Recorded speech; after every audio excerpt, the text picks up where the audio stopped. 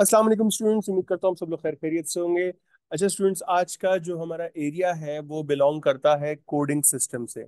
वो बिलोंग करता है कोडिंग सिस्टम से। कहने को ये एरिया बच्चों को शायद पढ़ने में ये एरिया थोड़ा मुश्किल लगता है, but it is the most easiest thing in the entire course. अच्छा, ये क्यों इजी है? क्योंकि ये प्योरली प्योरली ये लॉजिक पे चलती है। इसमें आपको कोई रट्टे मारने की जरूरत नहीं है। मैं आपको तर्ज बता दूंगा कि इस तर्ज पे कोड बना हुआ है, आप कोड खुद बना सकते हो। मुझे जरूरत नहीं पड़ेगी कि मैं आपको जो है एक एक कोड अलग अलग बताऊं, या सैम्पलिंग क्या होती है ये मैं आपको अलग अलग बताऊं। बट स्टिल, क्योंकि हमारे कोर्स का एरिया है, पढ़ाना लाजमी है। तो इस एरिया में हम क्या क्या कवर करेंगे? सबसे पहली चीज हमारे पास आ जाती है introduction. What is code basically. सबसे पहली जो चीज आती है हमारे पास वो क्या है? What is code. ये कोड है क्या? फिर कोड्स के कितने टाइप्स होते हैं कोड के, ये हम पढ़ेंगे। और फिर आखिरी चीज जो हमने इसमें पढ़नी है, sampling and it's type. Sampling क्या होती है और कितने टाइप की सैम्पलिंग होती है। सबसे पहली चीज जो हमने कहा था पढ़ेंगे वो है व्हाट इज कोड। कोड है क्या? तो जैसा यहाँ पर लिखा हुआ है, a code is a system of symbol design to be applied to a classified set of item to give a brief, accurate reference, facilitating entry, collation and analysis। इस लाइन को जरा समझो। इस लाइन को अगर मैं मल्टीपल सेंटेंसेस में तोड़ूं तो समझना। A code is a system of symbol designed to applied for a classified set of items। मैं एक सिस्टम बना रहा हूं ताकि मैं अपने तमाम चीजों को एक पहचान दे सकूं। मैं अपनी तमाम चीजों को क्या दे सकूं? एक पहचान। अच्छा, व्हेन आई से चीजें, इसका ये हरगिज मतलब नहीं है कि मैं सिर्फ अपनी इन्वेंट्री की बात कर रहा हूं। That coding can be applied to anything. You think of something, उस पे कोड अप्लाई हो सकता है। और ये कोडिंग मैं इसलिए करता हूं ताकि इनको एक एक्यूरेट बट ब्रीफ रेफरेंस दिया जा सके। एक एक्यूरेट बट ब्रीफ रेफरेंस दिया जा सके। अब लोग बोलते हैं कि सर, इजी अल्फाज में समझाए कि कोडिंग क्या है। सिंपल सी बात करते हैं। आपके पेरेंट्स ने, जब आप पैदा हुए तो आपको एक नाम दिया। जब आप पैदा हुए तो आपके पेरेंट्स ने आपको एक नाम दिया। क्या वो नाम आपके घर में किसी और का है? नहीं है। तो आपका नाम आपका क्या हो गया? एक स्पेसिफिक रेफरेंस हो गया। जब भी आपका नाम बुलाया जाएगा तो वो सुनकर आप ही आओगे, कोई दूसरा बंदा नहीं आएगा। That is your code. अच्छा, इसी तरीके से जब आप बड़े हुए तो आपको गवर्नमेंट ऑफ पाकिस्तान ने एक सीएनआईसी नंबर दिया। अब वो सीएनआईसी नंबर, अब फॉर एग्जांपल मेरा नाम फहाद है। फहाद नाम के कितने बंदे होंगे मेरी गली में? फिर फहद नाम के कितने बंदे होंगे मेरे पूरे एरिया में?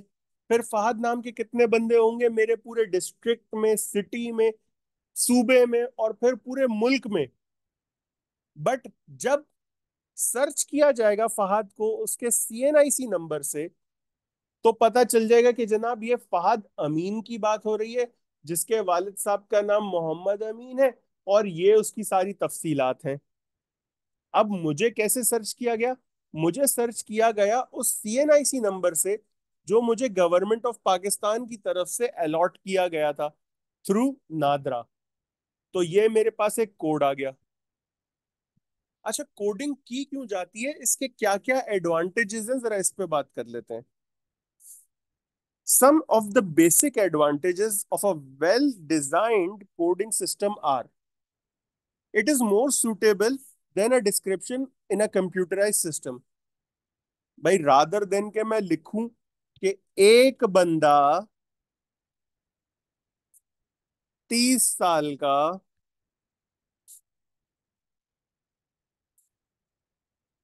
ब्लैक शर्ट में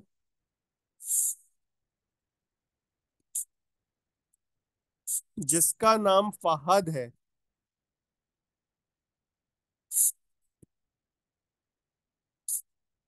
खुदा को मानो, मैं अखबार में इश्तेहार नहीं दे रहा कि बंदा गुम हो गया इसको ढूंढ दो, नहीं। मुझे डिस्क्रिप्शन देने से ज्यादा बेहतर क्या लगेगा कि मैं यहाँ पर सिर्फ CNIC लिखूं और फहद की सारी तफसीलात आ जाए। मैं यहाँ पर सिर्फ फहद फहद का एक ब्लड ग्रुप निकालने के लिए उसका CNIC लिखूं और उसमें सब कुछ आ जाएगा मेरे पास। ये फायदा होता है कोडिंग का, कि ब्रीफ है, कंप्यूटर सिस्टम में इजीली आप फाइंड कर सकते हो। A code reduces ambiguity. Ambiguity कैसे? जैसे मैंने अभी बताया कि फहद अमीन मेरा नाम है। फहद अमीन नाम के कितने लोग होंगे पूरे मुल्क में? तो फहद अमीन सर्च करेंगे तो सैकड़ों आएंगे, हजारों आएंगे, हो सकता है लाखों भी हैं। लेकिन मेरे CNIC वाला तो मैं ही एक होऊंगा ना। बाकी दूसरे जितने भी फहद अमीन है सबका CNIC अलग अलग होगा। तो इससे एक एम्बिगिटी खत्म हो गई। A code is usually briefer than description. जो मैंने अभी बताया कि भाई CNIC नंबर डाल दो, खत्म हो गई कहानी। या फैमिली रजिस्ट्रेशन नंबर डाल दो, खत्म हो गई कहानी। अच्छा, अब रिक्वायरमेंट क्या होती है कि अगर मुझे एक अच्छा और इफेक्टिव कोडिंग सिस्टम बनाना है तो क्या होना चाहिए मेरे लिए? सबसे पहली चीज, मेरा कोड न्यूमेरिकल या अल्फाबेटिकल या फिर अल्फा न्यूमेरिकल होना चाहिए। न्यूमेरिकल भी हो सकता है, अल्फाबेटिकल भी हो सकता है, या फिर अल्फा न्यूमेरिकल होना चाहिए है। न्यूमेरिकल आपका CNIC, अल्फाबेटिकल या अल्फा न्यूमेरिकल आपका पासपोर्ट नंबर। आपका जो भी पासपोर्ट है उसके ऊपर जो पासपोर्ट नंबर होता है, दैट इज अल्फा न्यूमेरिकल। वो भी आपका एक कोड है। The code will B brief. Code छोटा होना चाहिए, लॉजिकल स्ट्रक्चर्ड बेस होना चाहिए है, और एटलीस्ट इतनी लेंथ का हो कि वो कोड में फॉल कर सके, जैसे 5 से 8 मिनिमम। अब ब्रीफ होना चाहिए मतलब छोटा होना चाहिए। आपका CNIC नंबर ब्रीफ है, छोटा सा है, उसमें सारी इंफॉर्मेशन आ जाती है आपके पास। लॉजिकल बना हुआ है, सबसे पहले आपका आ जाएगा प्रोविंस का नंबर। सबसे पहले आ जाएगा प्रोविंस नंबर, उसके बाद खानदान का नंबर, उसके बाद बाकी तफसीलात, और आखिर में जो नंबर आता है वो आपका जेंडर बताता है। आखिर में जो नंबर है वो क्या बताता है? आपका जेंडर। तो ये लॉजिकल कोडिंग है ना।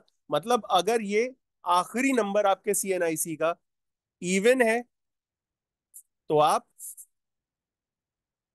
फीमेल हैं, अगर ऑड है तो आप मेल हैं। प्रॉपर एक लॉजिक से बना हुआ है ये CNIC नंबर। तो ये कोड है और सबका सेम लेंथ का ही है। ऐसा नहीं है कि किसी का CNIC नंबर एक्स्ट्रा डिजिट्स में आ रहा है या किसी का कम डिजिट में आ रहा है। सबके एक जितने डिजिट हैं, शुरू के 5, फिर 6, फिर 1। तो टोटल 12 डिजिट्स हैं या 13 डिजिट्स हैं। 5, 7 और 1, सबका सेम तर्ज पे बना हुआ है CNIC number. The code will be no ambiguities in the codes. There will be no ambiguities in the coding system. आपने कभी देखा है कि किसी दो बंदों को एक ही CNIC नंबर अलॉट कर दिया गया हो ही नहीं सकता, क्योंकि वो कोड सीक्वेंशियल बन रहा है। वो खानदान के हिसाब से, सूबे के हिसाब से, बंदे के हिसाब से सीक्वेंशियल बना रहे हैं। तो वो कभी भी एम्बिगिटी नहीं हो सकती, उसमें कोई एम्बिगस चीज नहीं होगी। और यही वजह है कि हर बंदे को एक CNIC नंबर जो है वो असाइन कर दिया गया by government of Pakistan. The code must be capable of expansion so that new items can be accommodated. आपका जो कोड है ना, वो केपेबल होना चाहिए इस तरह से कि उसको कल को अगर मुझे एक्सपेंड करना पड़े तो वो एक्सपेंड हो जाए। कल को मुझे उसे अगर एक्सपेंड करना पड़े तो वो एक्सपेंड हो जाए। इसका क्या मतलब है कि जनाब वो एक्सपेंड हो जाए? आप अपने कोडिंग के डिजिट्स इतने रखो कि वो आराम से आपकी पूरी पॉपुलेशन को कवर कर ले, आपके पूरे कोरा को कवर कर ले, और मजीद उसमें कैपेबिलिटी हो कि वो अपने अंदर मजीद चीजों को एब्जॉर्ब भी कर सकता हो जो फ्यूचर में आ सकती हैं। The control of a coding system will be centralised to avoid proliferation and duplication of code. इसका क्या मतलब है? आपका कोडिंग सिस्टम इस तरह से डिजाइन होना चाहिए है। फॉर एग्जाम्पल, एक बंदा कराची में बैठा है, एक बंदा इस्लामाबाद में बैठा है। ये दोनों बंदे सीएनआईसी का काम कर रहे हैं नादरा की तरफ से। आपका नादरा का सॉफ्टवेयर इस तरह से डिजाइन होना चाहिए है कि कराची में जो बंदा बैठा है और जो इस्लामाबाद में बंदा बैठा है, वो दोनों का कोडिंग सिस्टम एक दूसरे के साथ मैच ना करे, डुप्लीकेशन ना हो उसमें। आपका कोडिंग सिस्टम इस तरह का होना चाहिए कि आपके कोड्स जो हैं वो आपस में डुप्लीकेट ना हो। वो एक कोड दो लोगों के पास ना गया हो, वो एक कोड दो चीजों पर अप्लाई ना हो रहा हो। अच्छा, आई बिलीव यहां तक सबको समझ आ गया होगा। अच्छा, अब हम आगे चलते हैं। हमारी जो अगली चीज है वो है टाइप्स ऑफ कोड। कोड कितने टाइप्स के होते हैं? सबसे पहली चीज आती है हमारे पास कंपोजिट कोड्स। ये कंपोजिट कोड्स क्या होते हैं? कंपोजिट कोड्स ऐसे कोड्स को कहा जाता है बेसिकली कंपोजिट हो या किसी भी तरह के कोड्स हो, ये कोड्स बनते कैसे हैं? ये कोड्स इस तरीके से बनते हैं कि इसमें आपका हेड ऑफ अकाउंट भी आ जाए, इसमें आपका हेड सब हेड भी आ जाए, इसके अंदर आपको ये पता चल जाए कि वो इंक्रीज हो रहा है डिक्रीज हो रहा है, ये सारी चीजें वो आपको बता दे। ये सारी चीजें वो आपको क्या करे, बता दे। फॉर एग्जाम्पल अगर मैं कंपोजिट कोड्स की बात करूं तो यहाँ पर लिखा हुआ है, the simmer terminology describes the use of composite symbols in codes. The first three digits in the composite code might indicate the nature of expense. क्या लिखा हुआ है? The first three digit in the composite code might indicate the nature of the expense, whereas the last three digit might indicate the cost center or the cost unit of to be charged। क्या मतलब है इस बात का? भाई for example यहाँ पर लिखा हुआ है मेरे पास एक कोड 892133। अब ये 892133 के बारे में अगर मैं देखूं तो ये क्या है? 8 रिप्रेजेंट कर रहा है लेबर को, तो ये नेचर आ गया मेरे पास कि ये लेबर की कॉस्ट है। फिर 9 रिप्रेजेंट कर रहा है सेमी स्किल्ड लेबर को, मतलब मुझे ये भी पता चल रहा है कि भाई ये इनडायरेक्ट लेबर है। फिर मुझे मजीद ये आगे 2 बता रहे हैं कि ये ग्रेड 2 का लेबर है, मतलब ये बिल्कुल नया लेबर है, अभी इसके पास इतनी एक्सपर्टीज नहीं है। अच्छा, फिर 133 मुझे क्या बता रहे हैं, या 113 मुझे क्या बता रहे हैं? 1 बता रहे हैं मुझे इनडायरेक्ट कॉस्ट, या फिर फैक्ट्री XYZ, मतलब ये मुझे बता रहे हैं कि इनडायरेक्ट कॉस्ट है और इस फैक्ट्री की है। और आखिर में मुझे क्या बता रहे हैं? Finishing department. फैक्ट्री तो बता दी उसने, मुझे कॉस्ट सेंटर भी बता दिया साथ कि भाई ये इस कॉस्ट सेंटर का कोड है। तो ये जो बना मेरे पास कोड, इसके पीछे पूरी लॉजिक आपको समझ आ रही है कि कोड किस तरीके से बना। Labour semi skilled grade 2, 892। 8 ने रिप्रेजेंट किया लेबर को, 9 ने रिप्रेजेंट किया सेमी स्किल्ड को, और फिर 2 बता दिया। अगर ये 1 होता तो मैं कहता ग्रेड 1 है, 2 है तो ग्रेड 2 है, 3 है तो ग्रेड 3 है, 9 लिखा हुआ है तो सेमी स्किल्ड है। अगर ये 882 होता तो लेबर और स्किल्ड हो जाता। सही, मतलब वो मटेरियल लेबर और ओवरहेड्स में अलग अलग करके दे रहा आपको वो। अच्छा, फिर उसने मुझे आगे बता दिया कि ये कॉस्ट क्या है, इसका कॉस्ट सेंटर क्या है, और ये आया ये प्रोडक्शन ओवरहेड है या आपका प्रोडक्शन कॉस्ट है या ओवरहेड है, या प्राइम कॉस्ट है या ओवरहेड है। तो इसने मुझे ये भी बता दिया कि 1 है इनडायरेक्ट कॉस्ट। फिर इसने अगले 1 में मुझे, अगले डिजिट में मुझे क्या बताया कि कौन सी फैक्ट्री का है। और फिर उसके अगले डिजिट में इसने मुझे बता दिया कि इस फैक्ट्री के इस डिपार्टमेंट की इनडायरेक्ट लेबर की ये कॉस्ट है। तो इसने मुझे पूरी की पूरी कोडिंग बता दी इन 6 डिजिट्स में। आगे बढ़ते हैं, सीक्वेंस और प्रोग्रेसिव कोड्स पर आते हैं। अब ये सीक्वेंस या प्रोग्रेसिव कोड्स क्या होते हैं, इसको मैं समझाता हूँ आपको, सबसे आसान तरीके से समझाता हूँ। आपने एक कॉलेज में एडमिशन लिया, आपको एक GR नंबर मिला, सही है। फॉर एग्जाम्पल ये आ गया 00001। उसके बाद एक और बच्चे ने एडमिशन लिया, उसको मिला 00002। फिर उसके बाद मिला 3। फिर उसके बाद मिला 4। अब ये जो सीक्वेंस बन रहे हैं ना, ये कहलाता है सीक्वेंशियल कोड, जो सीक्वेंस में चल रहा होता है, असेंडिंग या डिसेंडिंग ऑर्डर में। फॉर एग्जाम्पल, जब मैंने ACCA में एडमिशन लिया था तो मेरे कॉलेज का मेरा GR नंबर था 17050। अब ये मेरा सीक्वेंस था, ये जो कोड मेरा बन रहा था, ये कोड पर्टिकुलरली मेरा था, लेकिन ये सीक्वेंशियल था क्योंकि मुझसे पहले जो एडमिशन आया था उसका कोड क्या था, 17049, और मेरे बाद जो कोड आया था उसका कोड नंबर क्या था, 17051। तो ये था सीक्वेंशियल। ये सीक्वेंशियल कोड कहलाता है, जो सिंपली एक सीक्वेंस में चल रहा होता है, एक क्या कहना चाहिए, एक प्रॉपर न्यूमेरिकल सीक्वेंस में चल रहा है कि वन से लेके ऑनवर्ड जितना जाता जा रहे जाने दो। आगे बढ़ते हैं, अगली चीज है मेरे पास ग्रुप क्लासिफिकेशन कोड।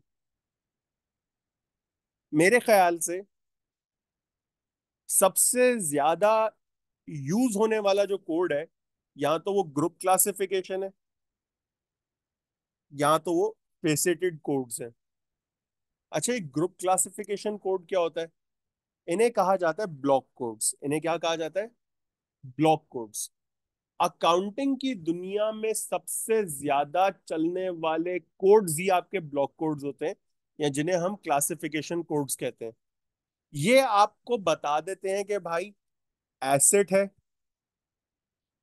लाइबिलिटी है, कैपिटल है, एक्सपेंस है, या रेवेन्यू है।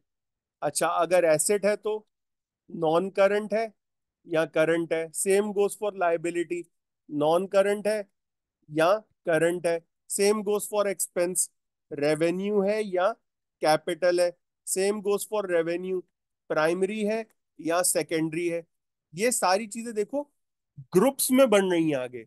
अच्छा, एसेट है, एक ग्रुप हो गया। फिर एसेट के अंदर सब ग्रुप्स आ गए, कौन कौन से? Current, non current, tangible, intangible. फिर करंट है, तो करंट में मेरे पास क्या है?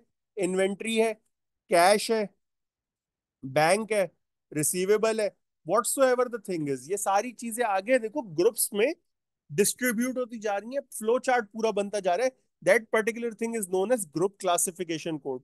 सही, आगे बढ़ते हैं फेसेटेड कोड्स पे। अब ये जो फेसेटेड कोड्स है ना, ये समझ लो कि आपके लिए काइंड ऑफ सबसे ज्यादा यूज होने वाले कोड्स हैं एक नॉर्मल इंडस्ट्री में। एक नॉर्मल इंडस्ट्री में सबसे ज्यादा यूज होने वाले जो कोड्स हैं वो कौन से होते हैं? फेसिटेड। उसकी वजह क्या है? ये जो फेसिटेड कोड्स हैं ये हर फील्ड को इतना ज्यादा बाइफरकेट कर देते हैं कि आपके लिए कोई भी चीज निकालना बहुत आसान हो जाएगी। आपके लिए कोई भी चीज निकालना क्या हो जाएगी? बहुत आसान हो जाएगी। किस तरीके से? अब यहां पर देखो लिखा हुआ है, a faceted code is one that is broken down into a number of facet और fields, each of which signifies a unit of information. जैसे मैंने आपको बताया कि अपनी इंफॉर्मेशन को इतना बाइफरकेट कर देगी ये कि आपके लिए चीज को ढूंढना, चीज को समझना, चीज को बनाना बहुत इजी हो जाएगा। अच्छा, ये किस तरीके से करता है? ये किस तरीके से अब चीज को बाइफरकेट करता है, इस पे देख लेते हैं। जैसे यहाँ लिखा हुआ है facet one. Facet one is the department और cost centre and is 2 digit long. अगर मैं बोलता हूँ कि प्रिपरेशन डिपार्टमेंट है तो 00, कारपेंट्री है तो 01, असेंबली है तो 02, फिनिशिंग है तो 03, और अपहोल्स्ट्री है तो 04। अच्छा, ये अपहोल्स्ट्री बच्चे पूछते हैं कि ये क्या चीज है? ये वेयर हाउस कह लो आप, जहां पे मैं सामान बना के रख लेता हूं अपने पास। अच्छा, उसके बाद आ जाते हैं फेसिट टू पर। Face it two is the cost heading and is 2 digit long. ये नॉर्मली 2 डिजिट होती है, लेकिन ऐसा नहीं है कि 2 डिजिट से ज्यादा नहीं हो सकती। 2 डिजिट से ज्यादा भी हो सकती है, लेकिन नॉर्मली ये 2 डिजिट होती है। फॉर एग्जाम्पल, मैं कहता हूं फिनिशिंग में डायरेक्ट मटेरियल तो 0300, 0300। मैं कहता हूँ फिनिशिंग में डायरेक्ट लेबर तो 0301। मैं कहता हूँ फिनिशिंग में डायरेक्ट एक्सपेंस 0302, और फिनिशिंग की इनडायरेक्ट कॉस्ट तो 0303 आ गया मेरे पास। अच्छा, उसके बाद आते हैं फेसिट थ्री पर। Face it three is the cost item and is normally 4 digit long. At least ये 4 डिजिट लॉन्ग होता है। कैसे? भाई देखो, मैंने कहा फिनिशिंग डिपार्टमेंट का डायरेक्ट मटेरियल। अब 0000 से 0100 तक जो है मेरे पास क्या है? डायरेक्ट मटेरियल की डिस्क्रिप्शन है। 0101 से 0150 तक डायरेक्ट लेबर है, ग्रेड्स वाइज। 0151 से 0500 तक मेरे पास फैक्ट्री ओवरहेड्स हैं या कॉस्ट आइटम्स हैं। तो अगर मैं आपको कहूं कि जनाब मुझे आप बताओ फिनिशिंग डिपार्टमेंट की इनडायरेक्ट कॉस्ट में बिजली का बिल, फिनिशिंग डिपार्टमेंट की इनडायरेक्ट कॉस्ट में बिजली का बिल, तो मैं कोड कैसे बनाऊंगा? मैं कोड बनाऊंगा सबसे पहले फिनिशिंग डिपार्टमेंट 03, उसके बाद इनडायरेक्ट एक्सपेंस मेरे लिए आगे क्या है 03। तो मेरे पास ये तो बन गया फेसिट वन क्या आ गया मेरे पास, डिपार्टमेंट आ गया। फेसिट टू क्या आ गया मेरे पास, कॉस्ट आइटम आ गया, सॉरी, हाँ कॉस्ट आइटम आ गया, कॉस्ट की हेडिंग आ गई। और फिर उसके बाद जो 4 डिजिट है, फॉर एग्जांपल मैं कहता हूँ कि अल्लाह आपका भला करे, जो बिजली का बिल है उसका मेरे पास जो कोड बन रहा है वो बन रहा है 0312। तो मेरे पास टोटल कोड क्या बना, 03030312। ये मेरे पास आ गया finishing department, indirect cost, electricity. Finishing department, indirect cost and electricity. अच्छा, अब आगे आते हैं सिग्निफिकेंट डिजिट कोड्स पर। ये सिग्निफिकेंट डिजिट कोड क्या होते हैं? ये भी समझ लो एक मेन आइटम है और उसके अंदर सब आइटम्स हैं। ये जो डिजिट कोड्स होते हैं ये कुछ इस तरीके से है कि मेन आइटम, और मेन आइटम के अंदर फर्दर क्लासिफिकेशन, मेन आइटम के अंदर फर्दर क्लासिफिकेशंस आ गई आपके पास। फॉर एग्जाम्पल जैसे यहां पर इन्होंने लिखा हुआ है 4000 जो है वो रिप्रेजेंट करता है किसे, नेल्स को। अब 10 mm नेल्स हैं तो 4010, 20 mm नेल्स हैं तो 4020, 30 mm नेल्स हैं तो 4030। आगे बढ़ते हैं, हायरार्कियल कोड। हायरार्कियल कोड क्या होता है? ये भी काइंड ऑफ आपका सिग्निफिकेंट कोड्स ही हैं, लेकिन ये हायरार्कीज पर चल रहे हैं।